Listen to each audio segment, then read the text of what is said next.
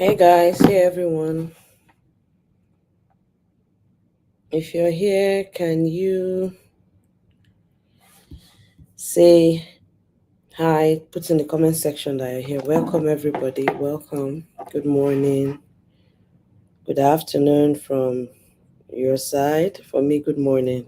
So let me know that you are here.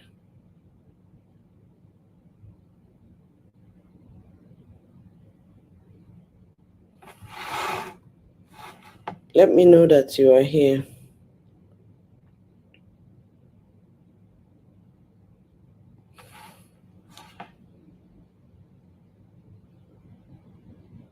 If you're here, please put in the comment section and let me know you're here. So I have 3 people. Can you put in the comment section if you can hear me? I have 3 people right now online.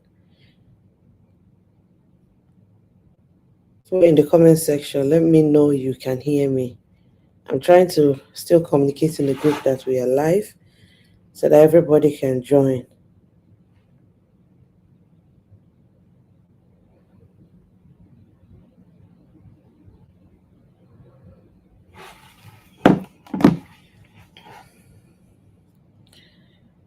Um, okay, I see the comment. I see the comment. Yes, I see you, Gucci. Thank you. I'm here. Good job. Yes, I see you. I see Nkoyo Lawal.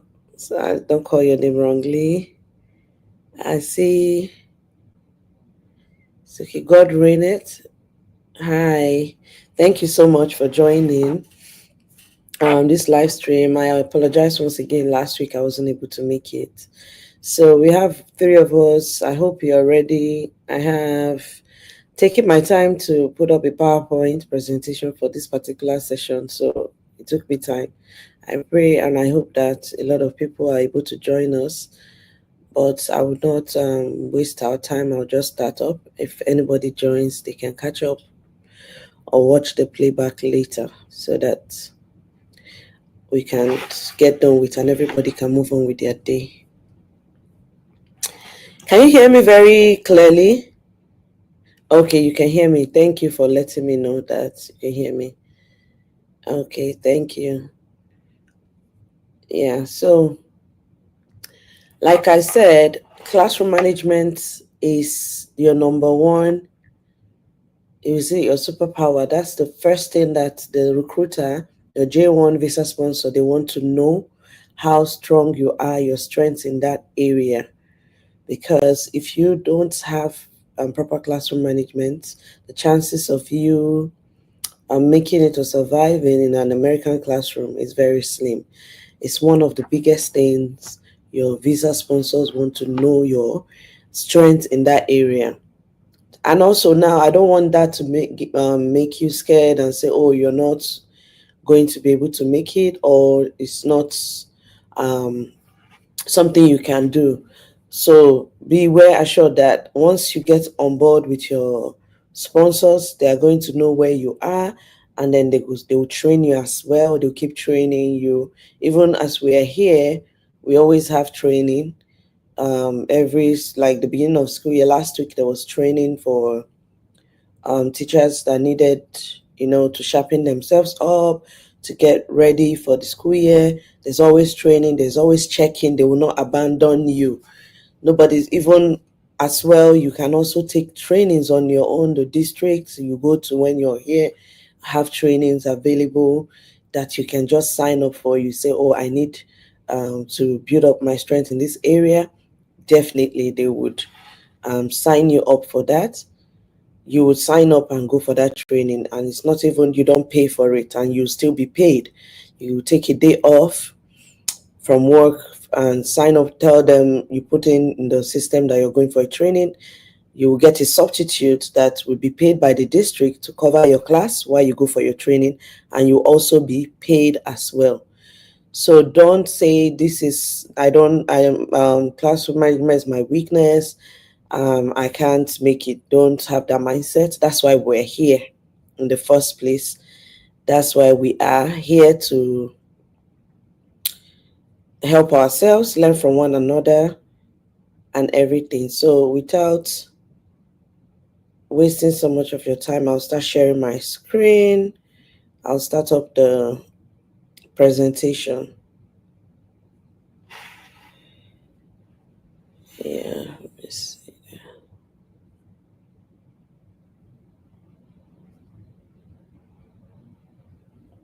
If you're just coming in, please let me know that you are here. Put something in the comment section while I share my screen.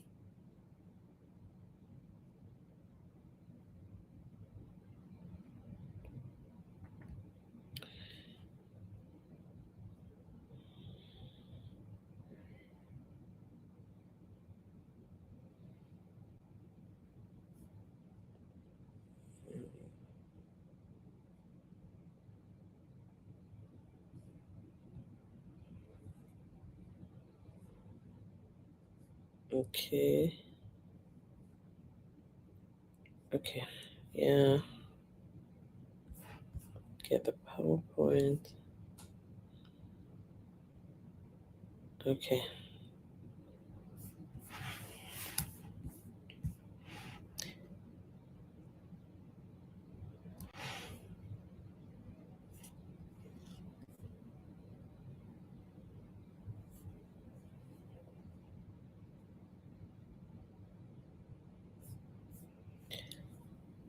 So I'm trying to share my screen at no.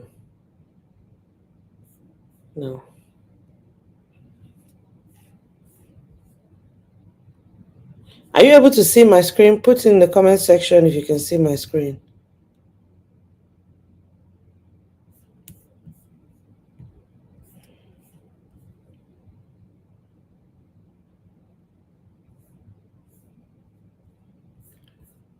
Let me put this in my email.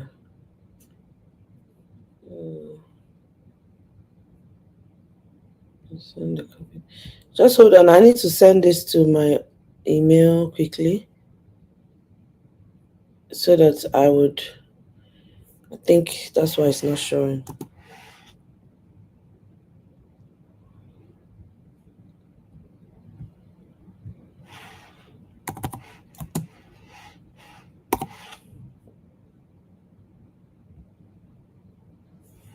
Okay, just give me a minute. I'm trying to just figure something out.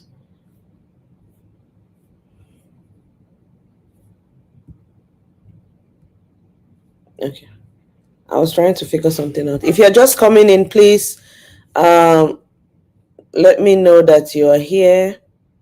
At least we're 6 right now, okay? Let me know that you're here.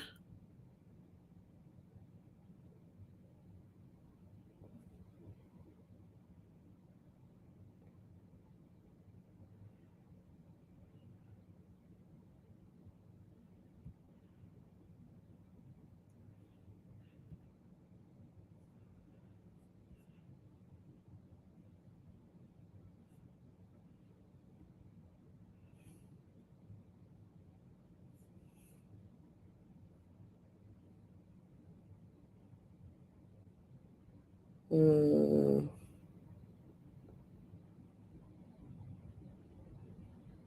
Let's see.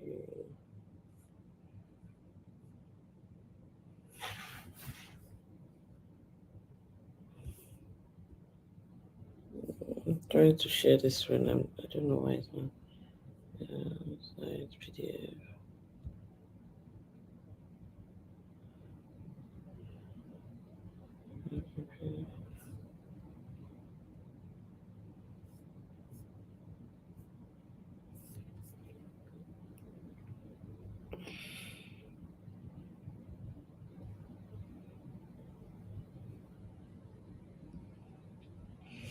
Okay, it's uploading. Why it's uploading?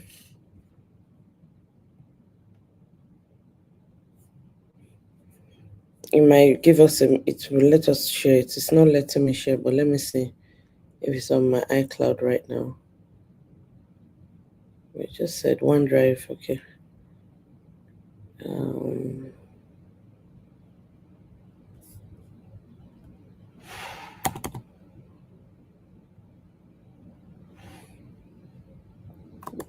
PowerPoint.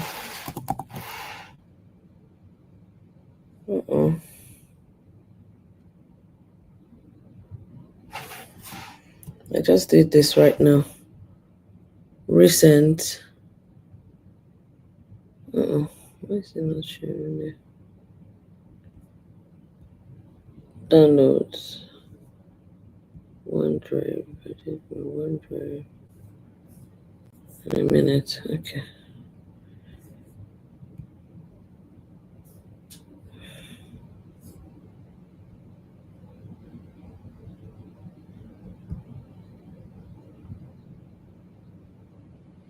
I just shared this thing. I don't know why it's not showing. Share it again. Send the PowerPoint. Send it. Email attachment. I think I did already.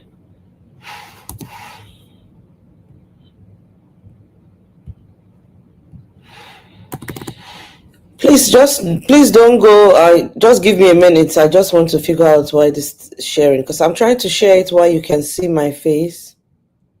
So okay, the upload failed. That's why.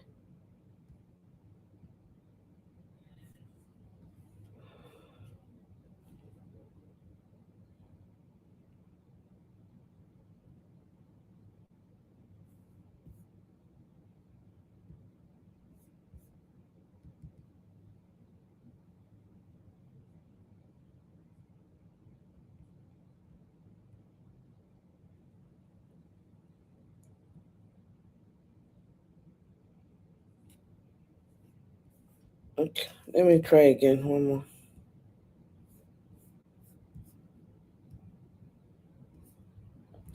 Okay, yes, here we go. It's well, I got it now. I got it now. It's just give it a minute. It's processing. It's going to come up. So it's opening. Just give it a minute. I don't know. It's taking a while to process.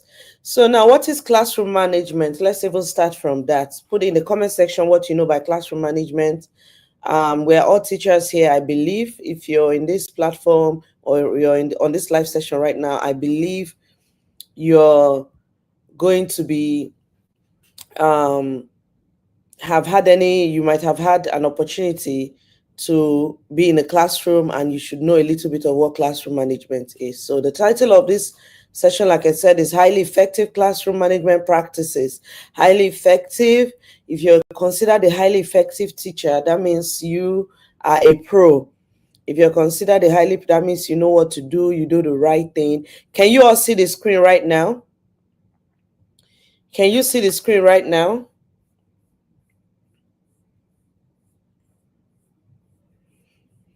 Please let me know if you can see the screen right now.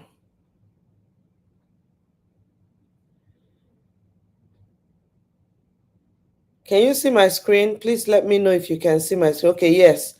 Oh, I see that. Okay, I see that. Yes, okay. So let me go ahead.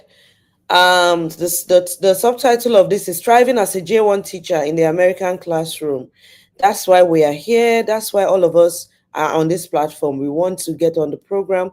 We want to learn about the J1 Teacher Exchange Program. How are you going to thrive as a J1 teacher in American Classroom? You have to have your classroom management game on top. You can't do anything less. So that's it. So the next slide, like I've already done that. Welcome to today's session. Everybody, anyone that is here, you're welcome. Thank you for joining today. Why classroom management matters in US schools? It, like I said earlier, is very important. The student, when your classroom is disorganized or not coordinated, your student cannot learn. Nobody will be able to learn anything. So you have to have your classroom together. There have to be procedures. There have to be rules and regulation. There have to be everybody needs to know what they are doing at a particular time. There have to be expectations. Okay. So we are going to equip you with tools to manage your classroom with confidence and cultural awareness. Remember, the J1 Teacher Exchange Program is a cultural exchange program as well, because you're bringing your culture, what you know from your home country, to come to the American classroom, and you also want to learn from them as well. So now, definition, what is classroom management? So classroom management strategies these are strategies used by teachers to maintain order, engagement, and positive learning environment. It is used to maintain order. It is used to engagement. If your students are not engaged, positive engagement, they are not working in the classroom, they cannot learn. So it is used to maintain order, engagement, and positive learning environment. It is more than discipline. Classroom management is far more than what discipline. It has nothing to do with discipline. It's about structure. What structure do you have in place? What structure have you put in place? If you know anybody that's in this platform that needs to join, they need to join. This webinar, this training I'm giving you is something you will pay a lot of money to do. If I monetize this, trust me, I'll get a lot of people to come in, but we're learning for free today. If you have anyone on the platform, you know any teacher, please invite them now to join this live session, because it's an opportunity to ask questions as well. I know you can watch on playback, but it won't be as when it's live where you can ask and interact. Okay? So it's structure, relationship, and expectations. If you know there's some, like, if you have a solid classroom management, if any teacher coming into your classroom, if you're out for the day, you're sick or maternity, your students will show them how they run the classroom. The teacher will not be stressed out. The person will not be confused about what to do. They are going to be okay, because the students would show that teacher, this is what we've learned, this is the structure in our classroom. Have you ever entered a classroom and you're trying to do something and the kids will tell you, this is not how my teacher do it, this is not where to keep things, this is not how we do? Because that tells that person that you have put the proper structure in place, you have built relationship with your student, you have also given them the expectations, what you expect of every child in that classroom. So if I go to a classroom for a minute, maybe they ask me to step in for someone, I'll ask them, oh, how do you guys do your breakfast? Can you lead me? Show me what you do. And the way your student behave tells me automatically what you've put in place for your classroom. And it tells me how you run your classroom. There's no questions to be asked. Okay. So now the American classroom culture. First of all, the American classroom culture runs on student-centered approach. What do I mean by student-centered? This is when students take the lead of everything that is happening. It's not a situation where the teacher is expected to stand in front and do all the talking and do everything, and the kids are just sitting down and looking at you, and you sound and talk you always sound like a broken record.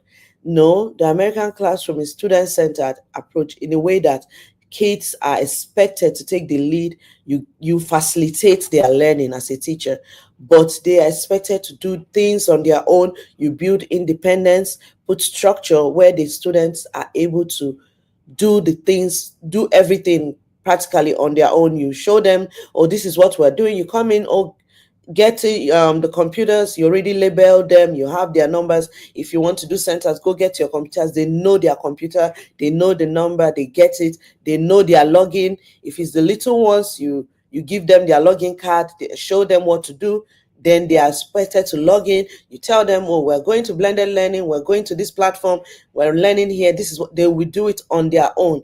You're not expected to run that class by yourself, and the students are just meant to be looking at you. So now the next thing, emphasis on respect. Emphasis is said on respect, routine, and responsibility. So this is our first week of school resumption. The kids just started school on Monday. Right now, this week, all you do as a teacher, what you're expected to do is to do your rituals and routines of your classroom, give out responsibility for each student in your classroom. That's what you're expected to do. You're setting the tone for the way your classroom will go for the school year. If you miss it out on that first day, on the first week, it's gone. It's most likely you will not be able to get those students back. Those students that walk into your classroom at the beginning of the school year, if you missed out on that first day, most likely you will not get it back. Everything will go upside down. So you have to be on the on your A game on your day one, on your week one. You have to get it together. So for those of us in Nigeria, I know that this is summer, so you're right on time getting this. This helps you that when you go back in September, you know what to do. You use some of these strategies. Trust me, these are strategies that are tested and trusted. They are known to work. Okay, so you respect both for students and for teachers. You have to respect your student as well as you expect them to respect you. You have to give them respect as well. You will not say, I'm the teacher, they are the kids, and then you talk to them anyhow or do whatever. You will lose your classroom. Trust me, the student will not respect you. So then you have to have routine. There should be structure. Not every day somebody just throws into your classroom. They do whatever. If you want if you want a routine in the morning when you open the door for your kids, for them to start coming in, because usually I teach in elementary school, and the kids are allowed to come into the school building at 8 a.m. That's when the doors are open for kids to come in. If their parent dropped them early, we're not responsible for them until 8 o'clock. That's when the doors are open for kids to come in. And teachers at the time are having their planning time from 8 o'clock, from 7:50 to 8:20. That's when you have your time as a teacher, planning time. You're expected to use that time to get everything ready, prepare your class. No students will be in your classroom. That's your time to get ready for the day, make copies, do whatever you want to do. So while your kids are out in the hallway, some of them, my school, the kids are being read to. The little ones from kindergarten to second grade are being read to, while the third to fifth graders are reading to themselves while they are having breakfast in the cafeteria. They are having breakfast that morning and doing that routine. Their routine every morning is coming. They read to you if you're a little one and you eat your breakfast, or if you're in third to fifth grade, you read your book and you have breakfast and read your book, because they serve them breakfast in school. So once they are done from 8:20, teachers are expected to pick their kids. So as a routine, you can decide as a teacher that once you open your door, you greet your kids good morning. If you want your student to know how to greet, you can say good morning and have a sign on your door. If they want to shake, if they want to high five, if they want to dance, whatever they want to do, your kids would choose and then do that with you and get into the classroom. That's if it's a routine, you have to be consistent. So they know that when they come in, because with little kids, once you start something, they already register them in their head. So you have to keep that. If they are coming in with a high five, you give high five. Whatever they are doing, you greet them good morning, and they come in. That's the way you have greeted those kids will set a tone for your classroom that day. If you are coming, you give them a bright smile, good morning, good morning, good morning, and they come in. And now your students are supposed to know that once they come in, they're seated, they've had breakfast.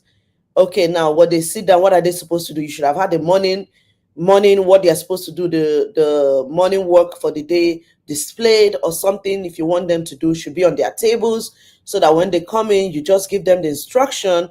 That should be daily, consistent routine. Then responsibility. If you have people that hand off the computer card, depending on the grade you teach, if the little kids, they don't know their login details, because every student is supposed to be computer savvy, they know how to use their computer. From kindergarten, you have a login, and that login information and password is what you use till you graduate high school. If you're in that district, same throughout. So with over the years, after kindergarten, first grade, some kids know their login and password offered, so you don't need to hand them off the login details paper. But the little ones need that. You have to show them, so they log in, and you wonder, oh, you are going on blended learning for maybe 20 minutes. You put a timer. The kids need to know that structure. That's if you need to give responsibility, oh, you're the door holder, you're the person that will give out the paper, you're the ones that will hand off the computer, or you plug in the computers back, you hand out worksheets. Every child needs to know their responsibility in the class. Open communication encouraged, in the sense that your class should be an open door policy where kids can tell you how they feel. They should be able to express how they feel, what is going on with them. If your students something happened in your classroom and a student cannot tell you how they feel about it, then you hear it outside, then something is wrong. You need to go check yourself as a teacher. You need to check what you're doing. Because if you don't know about it and you hear it, their parents had to call the school or call you, then something is going wrong. Okay? You need to know what is happening in your classroom. Give your children, the students, the opportunity to be able to express themselves and communicate openly. Let them, they are not supposed to be afraid of you. They are not supposed to be scared of you. Your kids are supposed to be able to express themselves freely. So now in American classroom, we have diverse background. Like inclusive practices are key. For example, when I talk about diverse background, you have students from the Black community, white community, Hispanic community, African, America, different people, in your classroom. Then religion, whatever, those things you're not even supposed to bring them in the classroom. So, but you have kids that have additional needs. Those are children with special needs that they need help. So we don't actually call special need, we call them exceptional students right now. So because I always tweak my ear when I go on social media, and especially we call you here to say special needs, special they'll say this student is something that it's not a good term that they use, but it's right now we call a special exceptional student. And I prefer to say student with additional needs. I'm a special education teacher, so I'm very careful when I talk about my students. I call them, they just have additional need. They are not this they are able, their own disabilities, and their ability is just in a different way. Yeah, so I don't see the label, I just see the ability they have. Okay, so they just need additional support, they just need additional need, but they can do the same thing. So you have that in mind and make sure that you include every child. No child is left behind. So now we have the 5 pillars of effective classroom management. I'll go quickly. So we have number 1, clear expectation. I've talked about it. Your students should know what you expect of them. You should not be they come in and everybody just goes start walking around in your classroom. There's no direction. The students should know that they're expected to go sit down. Once they come in, they know you should have where they put in their book bag, where they hang their book bag. If you're in elementary, sometime in high school, book bags are not allowed. Or if you must have a book bag, you have a clear bag, like a very transparent bag. You don't have to have any bag because of security issues, with some things that are not appropriate. So they don't allow kids to come in with bags. But if you do, they know that you have to be a transparent bag. So you let them know where to put it up, what to do. They know. Consistent routine. I've said that before. Your students should have a consistent routine. They know we come in the morning, this is where we're going, this is what we're doing. It should be consistent. It's not today they go sit down, tomorrow everyone is standing, or next tomorrow they are using bathroom in the morning. Once they come in, it has to be a consistent routine. Okay. Then positive relationship, very important. If you don't build a positive relationship with your student, you will not get anything out of them. Some students would deliberately not take their test properly, just run through it just to get at you. If they don't like you, they will not work for you. So as a student, as a teacher, you have to build positive relationship. You have to have good relationship. Your students have to see you and be smile and be happy to be in your classroom. They don't have to say, "Oh my God, I don't want to go to that classroom," because you hear kids saying that, "Oh my God, I don't want to go to that. You do too much." Or maybe they say, "Oh, she's always doing this. She's always doing that. He's always doing that." They complain because maybe you need to find out what they like, how they're interested. A key point you could do on the first day of school, when you introduce yourself, hand them a paper. I have that. I might share that on the group. I have that resources where you can an activity like you can do on the first day to tell your student that you like them, you're interested to know them, you're interested to know to understand what they like and what they don't like. So I have this paper I hand out, and the kids tell me what they like, their favorite color, their favorite movie, their favorite book, their favorite place to visit, what they want to be when they grow up, their favorite subjects. I hand that every time, and the kids fill it out. I tell them to draw themselves. I give them colors, the color, and at the end of the day, we keep that. And I'm always reminding them the goal for the school year, what they want to achieve if they take their the state exams, because we have standardized tests. So it's not teachers don't set exam for kids. You're not expected to set any exam as a teacher in America. They have standard state tests that the kids have to take.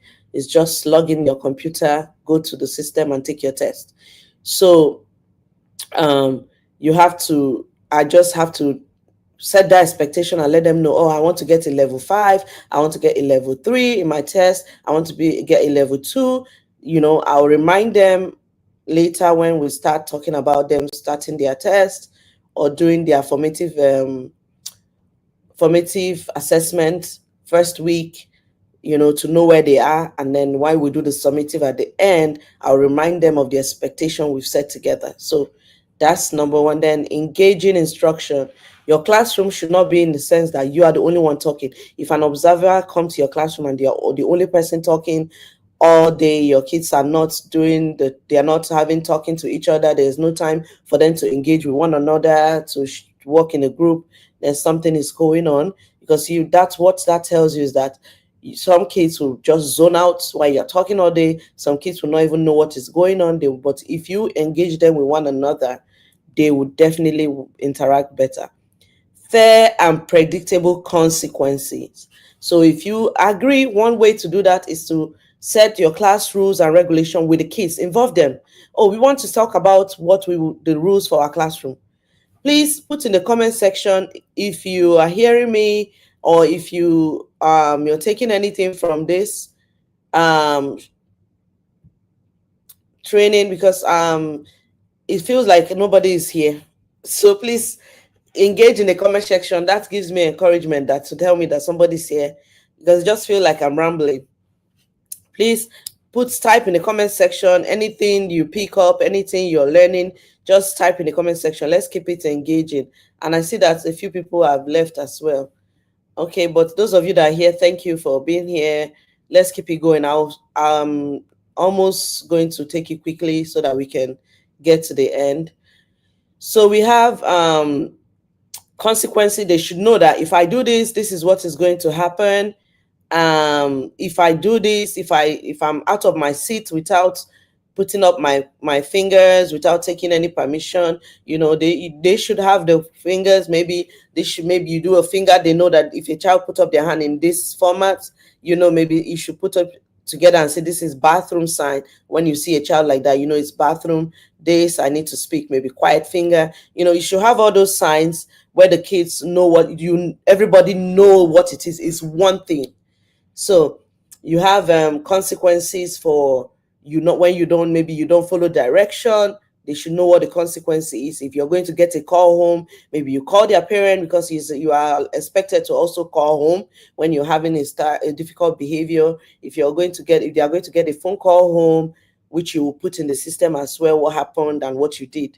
You call home. If they are not going to maybe get additional time for maybe on the computer when other people are going, they can. If you don't finish your work, you might not go to resource, when the kids have other subject outside the classroom, like maybe art or music. You don't finish your work and you would have to stay back and finish. You might not go to resource. The kids have to understand that. So that's it. Thank you so much. Yes, I see that. Engage students so they don't get bored, and finger number 1. Yeah. Okay.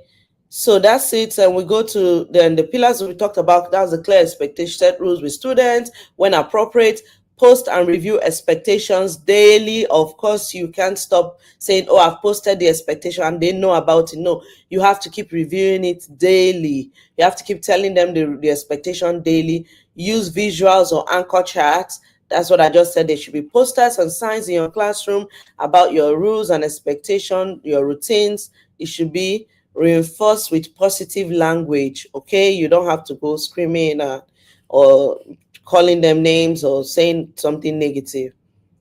Then you have another one: consistent routine, morning procedures, Yeah, the one I said, there should be a consistent morning procedure or routines in the morning. Transition, if you are moving to another class, how do you do it? How is it going to be? It should be consistent. Okay, lining up for break, bathroom breaks. How do you do it if the kids need to use go for bathroom? To the bathroom, how do you do it? Do that you line up all the kids at once and everybody go to the bathroom, or you just keep letting them walk out of your classroom every time bathroom you're teaching and kids are going in and out of the bathroom? That will not even make any sense. So there should be a bathroom routine in your classroom. For example, I know one of the ways that it works for me, if they come in the morning before we start, that 5-10 minutes in between before we start, and I ask everybody, if you need to use the bathroom, put up your hands, and they will start going to the bathroom while we're getting things ready.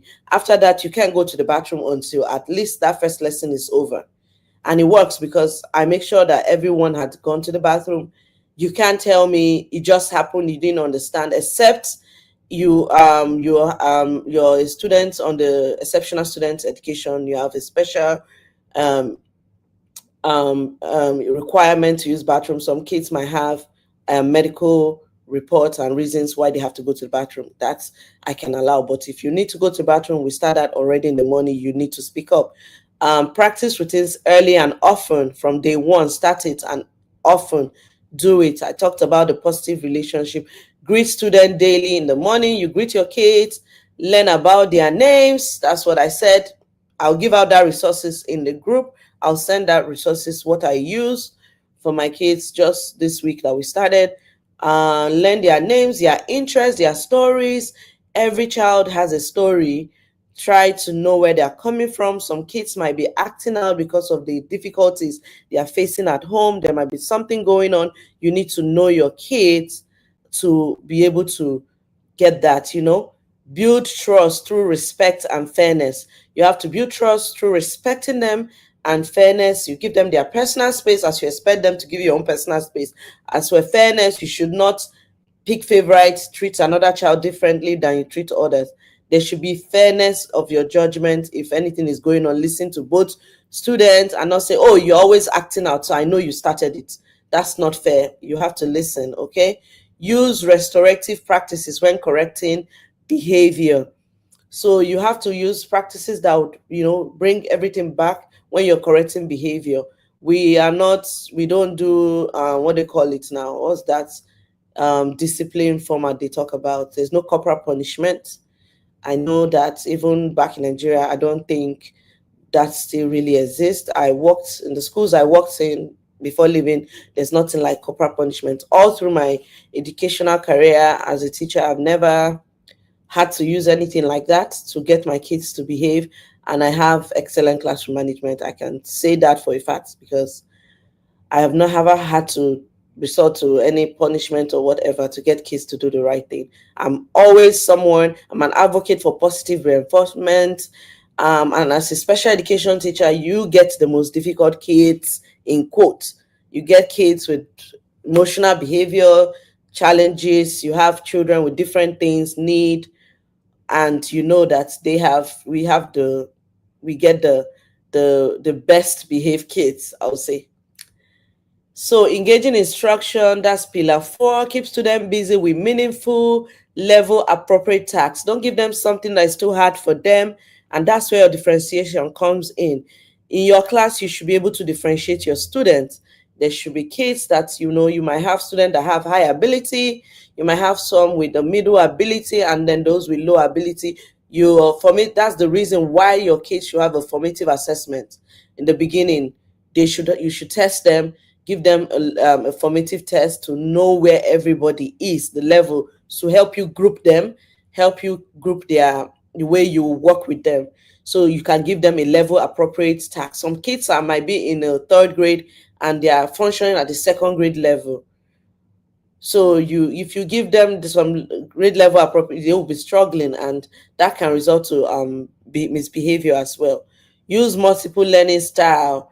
Don't just be stuck on. Use multiple learning style. Some students are visual. Some they like to see things. Some are multisensory. They use the multisensory. They are able to work in the hands-on activities. Some are, just use all the different learning style you can use Add movements in your class. Please don't expect kids to sit down all day or sit all through. It's okay if a student want to your student know that they're allowed to stand up, maybe stand at the back a little bit if you're tired of sitting when during the classroom, or they can go to a corner. They should be able to know that. That's okay. Add movement, visual, and group work. Yeah, when they are able to move around, talk to their partner, work in a group, that creates them the ability to also interact with one another and move around. So off-task behavior often means I am bored or lost. So if a student is off task behavior, sometimes it means they are either they are bored or they are lost. So that's why you have to create in that movement in between in your lesson. Okay. So fair and predictable consequences. Be consistent, not harsh. Just be consistent, don't be harsh. Use calm voice, don't go yelling at kids.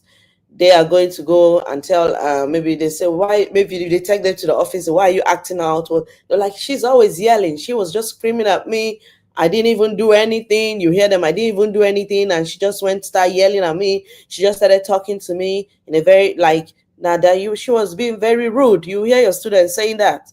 So you need to use like a calm voice to address an issue. You don't have to escalate it.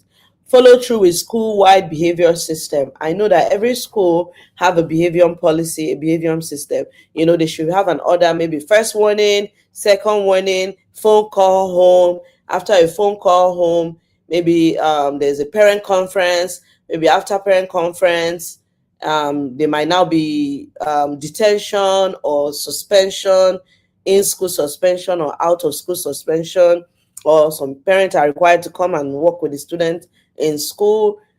Every school, look for your school behavior policy, follow it. If you're here in America, we have our school-wide behavior policy expectation, what you're supposed to do. If the child is going to get a referral, you're going to write them up and put it in the system. And no child wants to get a referral, because they know what that means. It will be on their record for as long as they're in school. So anybody that pulls it, any teacher, they go to another class, you can find and say, oh, this child had a referral from doing this and that. So you just follow through with whatever school you go to, whatever they have in place. Balance consequences with opportunity to, you have to balance the consequence with the opportunities you give them to express themselves. So now let's get to the common mistakes we make as educators, as teachers. I'm trying to rush quickly so we don't exceed an hour.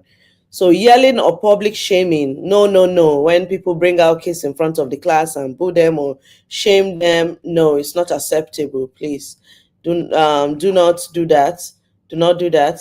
Don't Ignoring small behaviors that escalate. There are some little things you might just see the child do it. Students know how to test your boundaries. So you might see something somebody is doing, you don't feel it's a little thing, you ignore it, and it will escalate to something big. So you have to be consistent.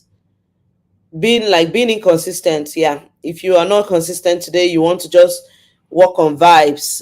Today I will do this, any other day I'm not feeling like that, I'll do that tomorrow. That's not going to help you. That's not going to help your students. You're going to have an unruly classroom, because the student pick up that their teacher is living and existing on vibes. They too would behave like that. Taking misbehavior personally, no, it's not about you. Don't take it personally. A child is acting, I need to find out what is going on. They are not trying to hurt you. Don't feel like they're trying to get at you or they're trying to do something. Don't take it personally. Okay, just be professional and handle it as a professional that you are. So now I talk about some tools and strategies that work. So we have some tools and strategies that work, like we have the token economy system. So I'm going to explain a little more here. When you talk about the token economy system, so when the token economy, this is like when students, I don't know, when student earn point or stickers for doing something. Maybe the one we use right now in my own school is called the busy system. So when the kids get busy points, they know that they keep earning that point can be converted to money. They can be able to use it to shop every week. So they have items, they can shop on the business system. So that's an example of a token economy system where kids earn something and that converts to something rewarding, tangible. Okay, they earn points. By Wednesdays they shop. Some of them can shop that they want to get maybe free ticket to the school dance. We have school events where kids go for a dance after school sometimes, so, and they pay, maybe they need like $2, $3 to get into the dance.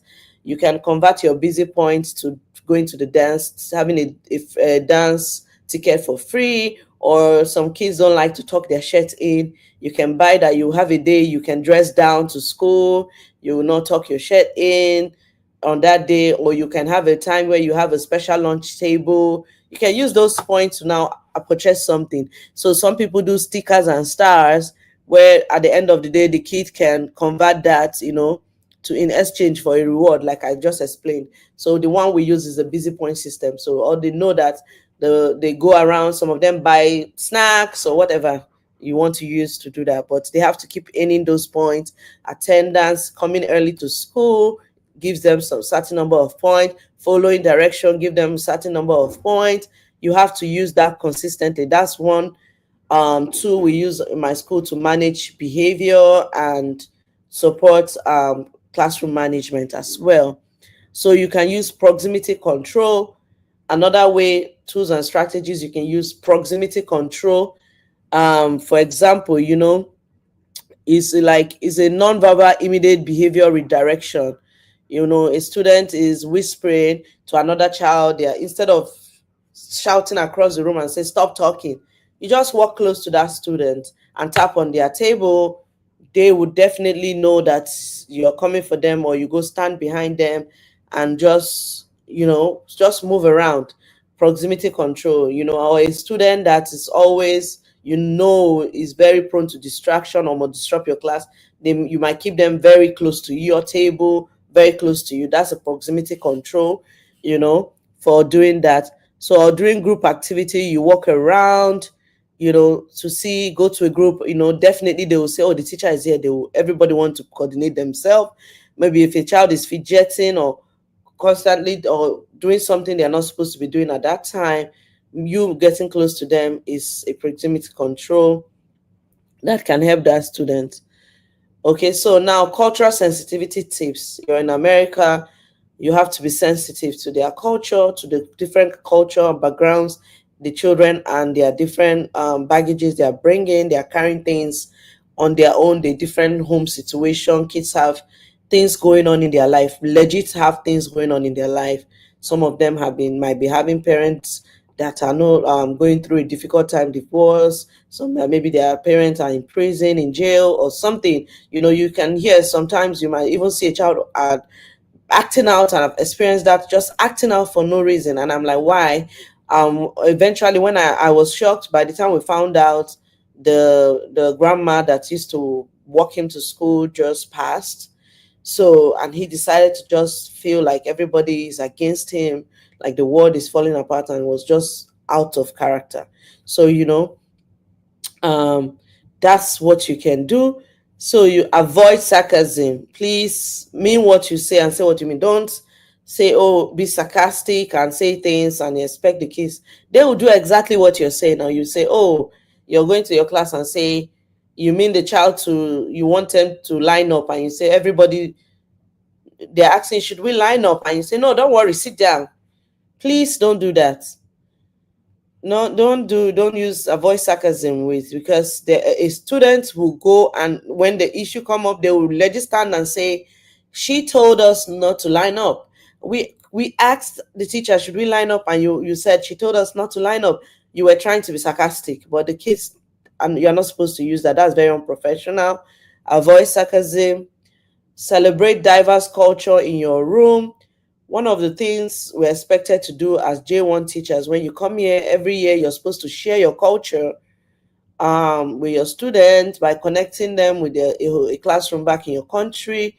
Or you cook, share your culture through your food, music. I do that with the teachers every year. We host our colleagues. sometimes even in church, you do something with your community. That's the way you're expected to share your culture. In fact, because you're going to be sending that, you're going to send whatever you do to the State Department every year. You're expected to do two activity as a way to share that you're actually sharing your culture as a cultural ambassador, as a culture, someone participating in a cultural exchange program. The J1 teacher exchange program is a cultural exchange program. So you're expected to share your culture. So you have to know how to celebrate diverse culture in your classroom. If they are doing Thanksgiving, you're in Nigerian, you don't know what that is, you have to find out. If there are anything they are doing, you have to join in. Like yesterday, we had a rodeo party, which is about dressing like, they say, American Western dress, cowboy. That's what the theme is. I don't own any cowboy outfit. I have to go buy. I have to. When they told us we're having a rodeo party, I went on Google and what does a rodeo party mean? How do you dress for a rodeo party? And I was found, okay. I was able to get a cowboy hat, got some a fringe pants, something to join in to celebrate that culture. I will not say, oh, we don't know anything like that, I'll wear whatever I like. No, that's going to count against you during your evaluation as well. You have to participate, celebrate diverse culture, whatever they are doing. If it's something that is not maybe something you do, it's not a force, you can have that conversation. Like, if they are doing, because of certain things, of course the school community is mindful. Like Halloween, I don't celebrate Halloween. I let my student know, I let my people know that I don't celebrate, so they know that some people don't. So some kids don't celebrate, and you're allowed, nobody's going to force you. The only thing, that, okay, you just be respectful of their celebration and their culture. You don't go trash talking it or selling or preaching or whatever. That's totally out of it. Your religion should not be brought into your classroom. That's not acceptable. Okay, don't bring your religion into your classroom. Just try to respect everybody's culture. So build respect relationship with your parents. Call your parent first week. You call them or send a letter home to introduce yourself. I do that every year. I write and tell them I'm from Nigeria and how long I've been teaching. What I just tell them a little bit about myself. I call them on the phone and they like, someone like, oh, I like your accent. Where you coming from? I tell them I'm Nigerian. I talk to them and they're like, wow, that's amazing. And on the school, we have orientation. When they come in, introduce yourself. Just build that relationship with your parent. Call them. Don't oh and yeah, one thing you must meet. Don't forget. Don't call a parent first day to complain about their child. Don't give a negative complaint about a parent, their child. That's like a disaster. Please don't do that. The first call you should be giving to a parent should be like, oh, I met your student, or I met your child, or I met your daughter, your son, and oh, they are this, they did this, something positive. Share something positive about that child with their parent first time, and tell them that, oh, thank you for sharing them with me. I'm excited to work with them. I'm excited, and I'll need your support as well to work together to make sure this child meets their educational goals. That would make every parent want to talk to you, because one thing they will do, they will not pick your call if you're always calling to complain. If they see your call coming through, if they or the school, they will not even talk to you. So please build a relationship. I have a lot of parents even now, all of them are asking, are you still teaching my child this year? Do you still have this? I'm like, no. They're like, oh my god, why? Some of them are sad that I might not work with their kids this year. So please build relationship with the parent. It will help you. It will make your work 10 times easier. Real life scenarios and solution. Now let's talk. Student refuse to follow direction. What do you do? Is there a system in your classroom when a student refuses to follow direction? What are you supposed to do? Does your school behavior policy say? What are you supposed to do if a child follows? What is that consequence you agreed with them? What is the rules and regulation in your classroom that they know? What are you supposed to do? Off-task behavior during lessons, you need to find out. This is a real life scenario. I had This week, a child was not following, refused to follow direction. They were doing like a calm classroom, and she's one of my students, and the teacher doesn't know what to do. He immediately went to call home, and I heard that he was making that call home and trying to put the student on the phone to talk to the caseworker, and the student refused to come talk to the person on the phone, and he put it on speakerphone. I'm like, no, you can't do that, because I had to signal him to take it to his office. He can't do that because other kids are going to hear it, and that's an embarrassment to that child. And I had to step in and, like, what's going on, why are you not following the strategies of the class? She said she doesn't want to do it, and I know she has her own challenges being one of my students. And I said, you know what, come, what do you want to do? Would you want to work on your own? Would you like to do your tasks on your own in this corner? Because that's one of her accommodations. She can get you can change, like she can have an alternate sitting arrangement in the classroom as one of her accommodation because of her need. And she said, yeah, she doesn't want to be in the crowd with everybody, like she don't want to be there. And I was okay, good. um let's go. And I took her, and she sat down, did all her work. We didn't have any problem, and the teacher felt really embarrassed, and he was like, no, sorry. And like, no, no, no, no, don't worry, it's like we're just learning. I'm sure you don't understand this process, maybe that's why. So that's a real life situation. What you can do now, the child is not following direction, you should find out why, what is going on. You should check, even if maybe the child is has an IEP or something, find out why. Off task behavior during lessons, are they bored, or they don't know, they work too hard for them? Is it that they don't understand what is going on, or it's difficult for them, or they're just, maybe the child is even hungry or something? You need to find out what is going on. Some kids may be disrespectful language, they are cursing. You need to have rules and regulation about that. There's school policy about some words that should not be said, or cursing, or some things.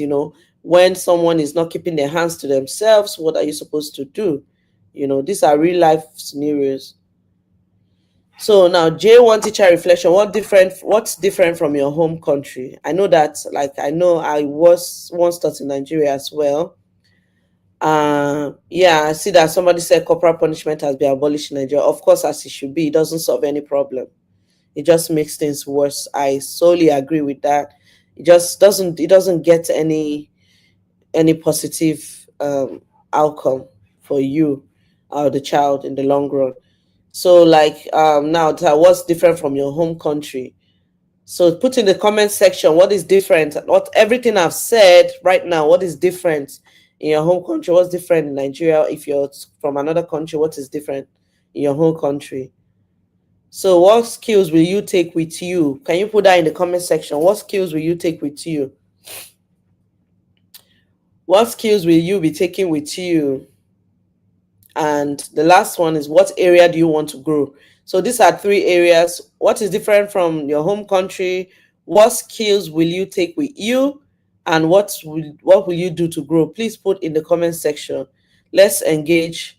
Type in the comment section, which one will it be? What area do you think you should grow in? And when it comes to classroom management. And also, this stream will be saved. You can always go back to watch it and pick up the nugget I might as well. I know, like, I promised to share that resources in this chat. I'll share that so that you can print out. Okay. So now we have,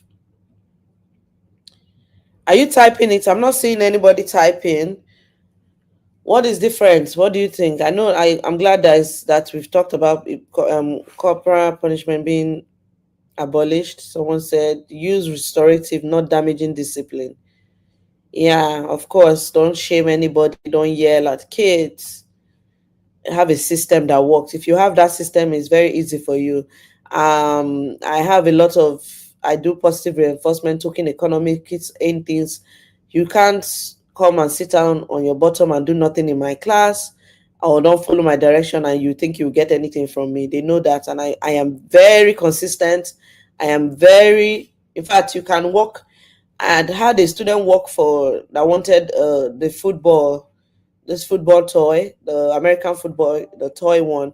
The student have wanted that from me. I had it.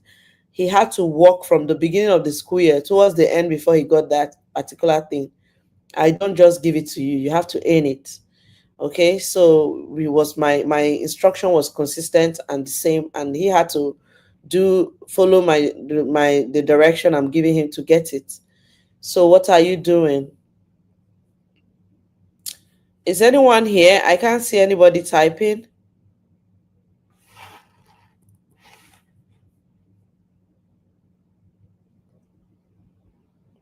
So I've shared some resources as well here.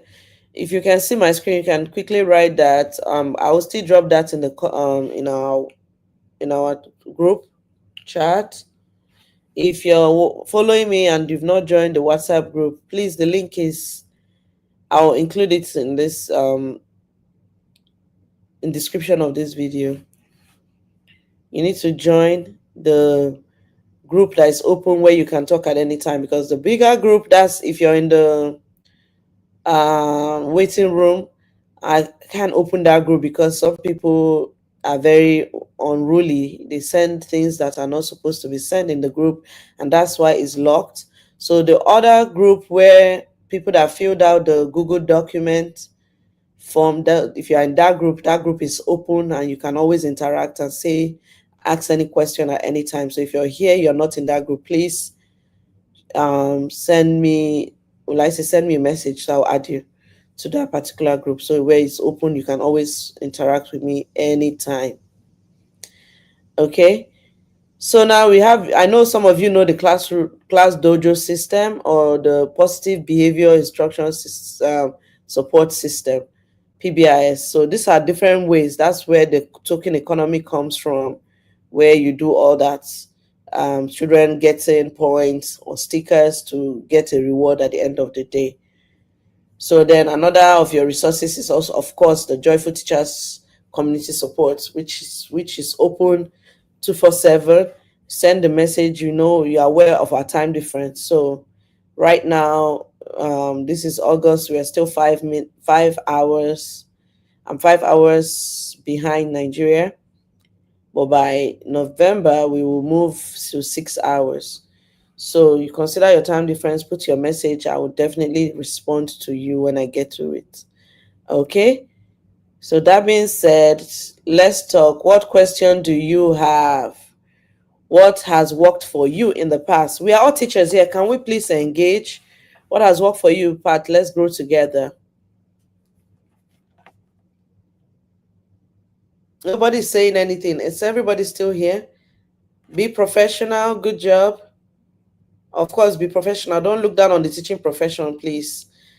Sometimes we just feel like we are not, our job is not big enough to be a professional job or something.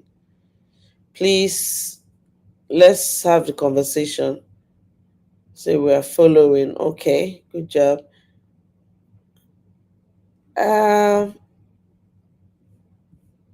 Okay, no one has any question. So, okay, thank you. Thank you so much for joining me this morning.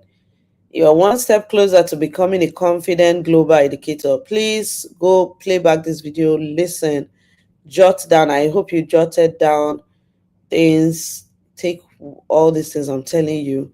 Your classroom is organized. Your kids will learn. Your kids will learn.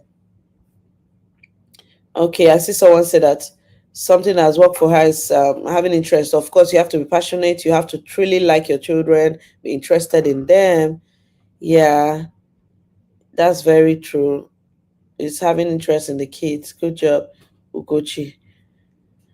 So thank you very much for coming and sticking with me throughout. See, this is one of the reasons I'm giving this webinar for free. And if I told people to pay for it, I'm sure they will be here. When you have people online that just tell them, pay this, and teachers are running helter-skelter to pay all that money. Well, this is a free class, and I have over 700 people in that community, and I have just 2 people joining live. And this was a class we've been announcing since last week. But it's okay. I'm grateful for those of you that are taking it seriously. Okay, you just have to put in the work to get an extraordinary outcome. If you want an extraordinary outcome, you have to put in the work. So now, thank you very much.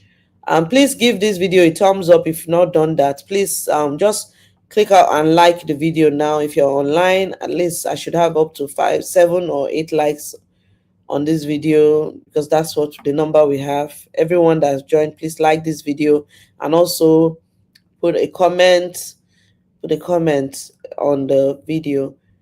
Share with your friends that are teachers, share with anyone you know. Thank you. Yeah, celebrating good behavior. Good job. Yeah, of course, reward good behavior. When a student, it works all the time. When they know that if you can do, if student is not doing what they're supposed to do and there's someone next to them, you say good job, following direction. You see them are adjusting themselves. That's a positive reinforcement. Okay, that's a positive reinforcement, because you're not highlighting the negative behavior. Instead, you're applauding the person doing the right thing, and then that's it. Okay, let me not waste much more of your time. See, we are 7 of us right now. Please, 7 of you, make sure you like this video, share with your friends, and we would keep sending your questions in the group. If you're not in the small group, please reach out to me after this session. Let me add you. Okay, you're in the big group, so just private chats, and I would add you to that other group so you can ask your questions. Okay, so I'll see you again next time. Bye, everyone. Let me release us to go start up with our day. I'm just waking up, so this is 8 o'clock. I have to go start up my day and check on my baby. Okay, so bye, everyone.